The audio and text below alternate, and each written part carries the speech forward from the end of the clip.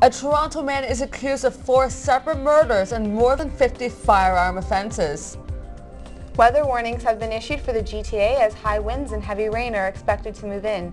Humber News starts now.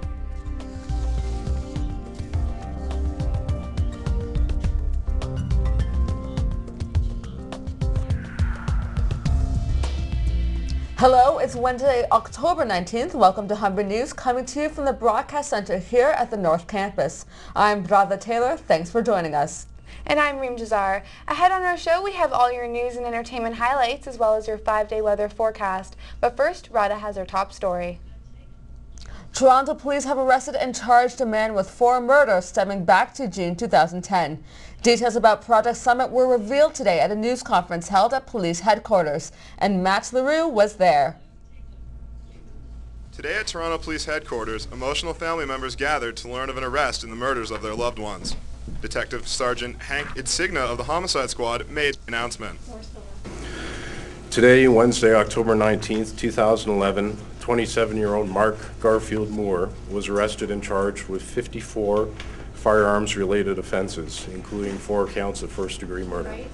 Police say the victims were gunned down between September and November of last year as part of a 6-month crime spree. Chief Bill Blair expressed pride in the work of the investigative team. I want to express my gratitude and my pride. The Homicide Squad and the detective, sergeant and detective and their team who led this, and the unit commander, Staff Inspector Mark Saunders, to all of the men and women who have worked so hard in this investigation. 6 unnamed males have also been charged with firearms and drug trafficking in connection with Moore and Operation Summit. Police are calling Project Summit a great success, and now the hunt goes on for those who aided and abetted Mark Moore on his alleged crime spree. Matt Leroux, Humber News. Officials are meeting today to decide if random drug testing for TTC staff should be implemented. It's a battle between public safety and the privacy of TTC employees. TTC staff are suggesting drivers undergo random alcohol and drug testing to improve safety. The report was prepared in response to the crash that killed a 43-year-old woman and injured 13 others 2 months ago. If the report is passed, the TTC would be the second public transit authority in Canada to implement this kind of testing. The driver of a big rig has been charged with impaired driving after a pileup on the Don Valley Parkway last night. The 3-vehicle crash happened in the southbound lanes at Lawrence Avenue around 10 p.m. Not only did the truck jackknife, but 2 other cars were also mangled in the wreck. The 38-year-old driver of the truck was ejected and 3 other people were taken to hospital, all with non-life-threatening injuries. The highway was closed until early this morning as Toronto police reconstructed the crash. It is day 5 of Occupy Toronto, and there are no signs of packing up camp anytime soon. The group is planning to march the streets today with a First Nations group. The main focus is a march planned for Saturday afternoon, where they are expecting to draw thousands of labor groups and student unions. The Occupy Wall Street protests in New York have been going on for over a month. The group says they plan to use nonviolent means to get their message across. The former Ottawa doctor who admitted to stalking Shania Twain was denied bail this morning. He was reported yelling and swearing in court, saying, "Shame on all of you." Earlier in October, John Palumbo pleaded guilty to criminal harassment and breach of reconnaissance. Twain said she feared her safety when she found him waiting outside her summer cottage several times. It's a big week for thousands of immigrants in Canada who are taking the oath of citizenship. More than 4,700 people will become Canadian citizens as part of Citizenship Week. This ceremony at a Toronto school is one of 60 that will welcome new Canadians to the country. The recipients were excited to take the final step to becoming Canadian. It's a better life here, better than back home, and I have a lot of opportunity to work and have a better future.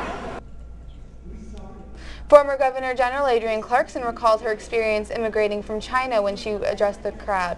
The recipients were happy to take the final steps to becoming Canadian. According to a new study out of the U.S., a dangerous trend is spreading across university campuses. It's called drunkorexia, and it happens when students cut calories during the day to binge drink at night. The trend reportedly speeds up intoxication, cuts down on the cost of alcohol, and helps students to keep their weight down.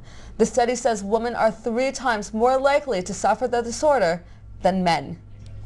Humber students are rolling up their sleeves and donating blood at the North Campus. Canada Blood Services are on site for the next 3 days to donate. You must be at least 17 years old, 110 pounds, and in good general health. Get out those umbrellas. Southwestern Ontario is bracing for a downpour today. Environment Canada has issued a warning that is calling for heavy rain and wind this evening and into tomorrow. Expect to get plenty of rain tonight as 35 millimeters is expected to hit the GTA. Shane Benish, who's a landscape technician at Humber's North Campus, says tonight's downpour will create quite a few problems for him and his crew. Of doing a large gazebo overlooking the second pond, and the whole site is really bad clay to begin with, so it's all mucky. It's miserable to work. You know, we're trying to pour concrete next week for our footings, so they're already filling up with water. I'm really not looking forward to seeing what it's going to look like tomorrow after all the rain. Benish also says that the rain will cause issues since the flower beds will be soaking wet for tomorrow. Planting bulbs will compact the soil, which isn't good for plant growth. And when we come back, we'll have more news from around the country and the world, and we'll have your weather forecast with Caitlin Dicari. Here in the Humber Arboretum, it isn't raining yet, but it sure looks like it will any minute now. I'll be back after the break with your 5-day weather forecast.